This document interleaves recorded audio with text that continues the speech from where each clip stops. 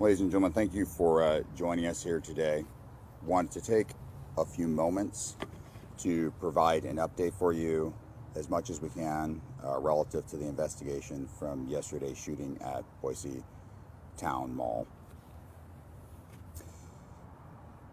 So what I want to convey to you is that we have been working with our local, state, and federal partners throughout the course of the night to process the crime scenes both outside of the mall as well as inside the mall. Earlier today, we were able to release the mall back to mall management's control. They're working and coordinating how to return the property of anybody who may be a victim as they fled, any property that may have been left behind. Decisions on when the mall will reopen is entirely up to the management, and those questions should be addressed to them. Right now, we've collected a variety of evidence. As many of you know, the coroner announced recently that our shooter, Jacob Bergquist, in this incident has passed away from his injuries. We've been conducting investigations related to Mr. Bergquist, looking at any social media information, any other evidence that we may have, anything to help us understand motivation. We've been working with our partners at the local, state, and federal level to conduct interviews of people who knew him to try and understand anything that we can about why this event happened and why it happened at the location it did. We're still very early on in that investigation, and there's not much information that I can share relative to that. Some of you are probably aware that we did conduct a search warrant at a location on North Fry that is related to this investigation, although the evidence taken from that location is still being processed at this time, and there's really not a lot that I can provide in addition to that, other than that we have taken items of interest from that location. I am sad to say that we have two victims that have passed away in this incident. I know that the coroner's office has released their names, and my hearts go out to the families of Jo Acker and Roberto Padilla. I can only imagine the grief that the family is going through and the unexpected nature of this tragedy.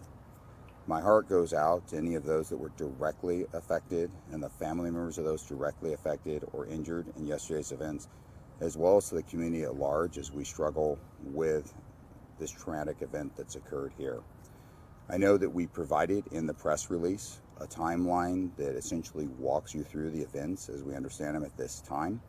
I will be open for questions afterwards, but before I answer any questions that you may have, I'd like to turn over the microphone to our mayor. Madam Mayor. Thank you. Well, hello again, everybody. I just want to say a couple things, some of which I said this morning. Yesterday was a hard day. It was a terrible day. And today is as well. It's incredibly difficult. And we will have many days ahead where all of us are questioning what happened, wondering why, wondering what's next, and then how to heal. We lost two people from this community yesterday, and my hearts go out to the families of Jo Acker and Roberto Padilla. 3 people were hurt. An officer was hurt, and countless others faced trauma that no one should have to face. I want to say again, thank you to the shopkeepers, the employees at the mall, the shoppers, everyday Boiseans that went above and beyond yesterday when it was necessary. You helped each other out. I'm sure you helped save lives. And most importantly, you helped remind each of us that we step up when we need to. And you provided care in a moment that somebody next to you needed that, and I thank each of you for that. I, of course, am deeply grateful for our first responders, our police, our fire, our paramedics who arrived on the scene, a scene that was chaotic, made sense of it and protected so many people, and then showed compassion throughout and after as we had to clear them all. And then finally to Boise and to Boiseans. We are all hurting. That's normal.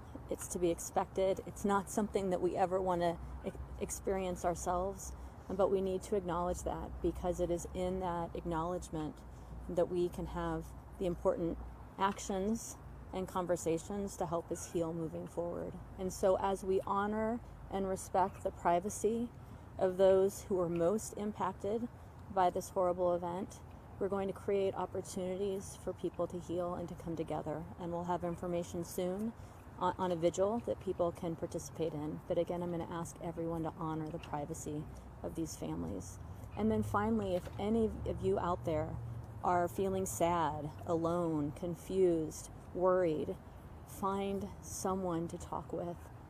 And if nothing else, we have a line available, the care line, that is so incredibly important to be used. You dial 211 and someone is there to help you. I want to again thank everybody for stepping up yesterday. We've heard untold countless stories of folks that went above and beyond yesterday during these events. We've heard from so many people around this state, around this city, and around this country that they're thinking of us and each of you. And in the days to come, we will have opportunities to do what we do best, which is come together as community to honor the hurt that we're experiencing and then to be stronger for it through this really tough time. Thank you.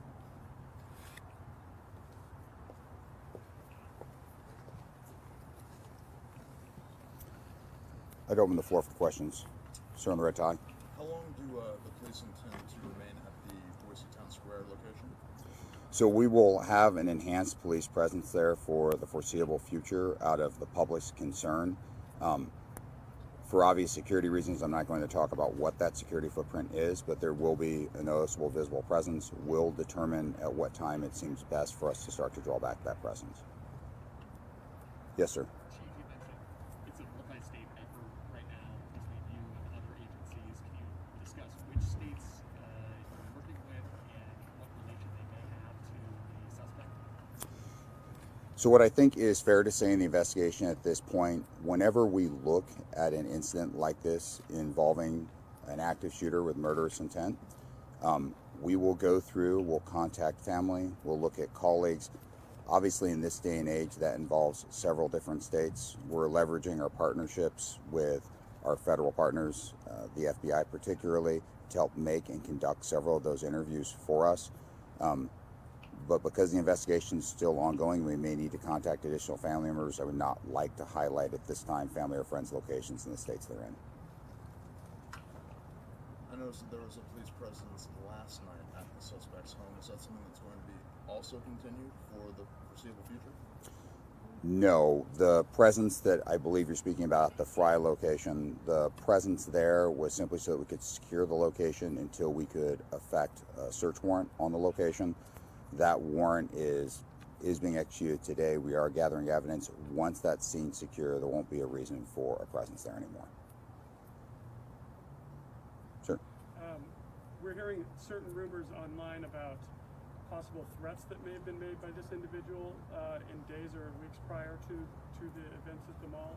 Is that something you're aware of or that you can comment on? We have heard similar rumors. Part of what we're doing is to capture all of their electronic footprint, social media information, and when I say, let me rephrase that, all of his electronic footprint and his social media. We've issued preservation orders through our colleagues, our federal partners, to ensure that that information remains, that it's intact for us to analyze. We're going through and looking to see whether or not that is fact or rumor at this time. We're still investigating it. To the issue of rumors, I think it's also important to address that we are aware of several rumors out there of, frankly, more conspiratorial in nature, of larger concerns. To all of our analysis, that is completely fictitious. The community is safe. This was an individual that acted cowardly and acted alone, and there is no threat to the community. Do you have any details about the gun that was used? I think the only safe thing to say about it, because there's obvious ballistic tests, other investigative things that have to occur, he did have a handgun with him that was used in all of the shooting. There were multiple rounds that were fired both inside as well as outside the mall. I think that's a good opportunity to talk a little bit about the response the officers had. I think it's important to recognize that in one of these events, Unfortunately, they have occurred in other places. We've learned lessons from those occurrences. Early intervention is incredibly important. We had officers from the time that we received a call to officers contacting and disrupting this cycle of violence was roughly 2.5 minutes. Our officers that responded, as they responded to the location, as you'll see in the press release, came under immediate fire. Frankly, the courage, the willingness to step into harm's way, to risk their own lives and maybe not make it home to protect this community is what kept this from being a more grave tragedy. Was this suspect, was his name perhaps familiar to the Boise Police Department? We had contact with him in the past. We did not have any reason to arrest him. He was a known subject. He is the subject of other police reports. Were some of those other police reports from state police down at the Capitol? That's another one of the rumors that's going around. It is likely that, without having sat down and looked through all, I don't particularly want to talk about what records may or may not exist with another agency. That would probably be a fair question for the state police, though. Can you talk a little bit about the response of the mall? I know a lot of store owners and so forth, sheltered some of the customers inside and just some of the things they did to respond to this and how they responded. No, I would like to commend the shopkeepers, the employers at the mall, the employees of the mall, and the patrons at the mall. As I sadly mentioned before, this is not the first tragedy like this in American history. We have learned lessons from it. I'm sure that there will be lessons learned from this, but at first glance, when we look at this event, those at the mall responded admirably and did quickly what we have learned is best practice. They quickly ushered those patrons that were in their locations to back rooms. They closed and sheltered and secured so that they became inaccessible and minimized the risk of being victims. Other patrons inside the mall that recognized that they could quickly find avenues of egress self-evacuated out of the mall.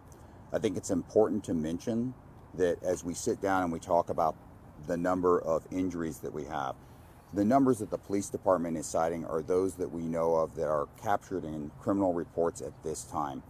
It's highly likely, as you talk to our healthcare providers, that number could change, because it's very probable that as people self-evacuated, running for their lives, frankly, many of them probably sustained injuries, or required treatment for those injuries. We'll be connecting with them. Not only are they victims from the community sense, but in many cases they're also going to be victims of crimes, and that's part of the overall investigation that we have to continue to build out. You mentioned that the suspect passed away. Was it ultimately a self-inflicted gunshot wound to the head? There's still ballistic tests that need to be done, as well as a coroner's final determination. That's not really appropriate for me to weigh in on what the cause of death is. That is the coroner's domain. Going back to the weapons, do you know if they were obtained legally? That's all part of the work that we'll be doing with our federal partners. Part of this will be to look through any weapon or weapons that he had, what were the means to which he acquired them, whether or not they were legally possessed. But at this point in the investigation, given how close we are to the actual event, it's still very early to make any determinations. Do you know with the 68-year-old woman who's on Milwaukee, was that fire from officers or was that from the suspect? We're still working through all that determination. That's part of an OIS investigation from the Meridian Police Department.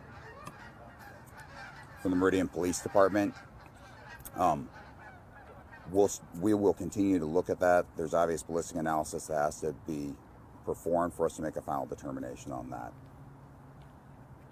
Do you know how long the suspect was on location before the incident happened? That timeline I have not seen from when he actually entered the mall to sort of the first incident of violence. What I will say is that the time frame from when he decided to engage in homicidal violence to when the police responded and interrupted him is an incredibly short timeline. Is there security footage that the mall has that you'll be using to investigate as well? We're working with both the mall as well as the individual stores in there to capture any video footage as well as any video footage from the outside. We have set up, and we'll make sure that you have the information, the ability for members of the public that may have captured video. In this day and age, almost everybody has a camera with them. We want to capture as much evidence as we can to thoroughly and accurately process this thing. Will that video from surveillance cameras, security cameras, things like that, will that be released by you, or will that be up to the mall whether or not to release that? I think that we're pretty early on in the investigation to make a determination about when any video would be released, but that would ultimately, that video, why it may be evidence in the crime, it's still the property of the mall. We'll have to work through the legalities of that issue if time comes. And I know that you've kind of released a timeline of events. Could you kind of go over briefly from, as far as you understand, when he arrived at the mall and sort of the sequence of events? I can't speak to when he exactly arrived at the mall. I think what is probably the easiest thing to say is when we first became aware of something. So roughly around 1:50, there were calls into the dispatch center, the Idaho County Dispatch Center, of shots being fired in Boise Towne Square Mall, and reports that a person was down. Shortly thereafter, there was additional calls in. Officers immediately began to respond to the area.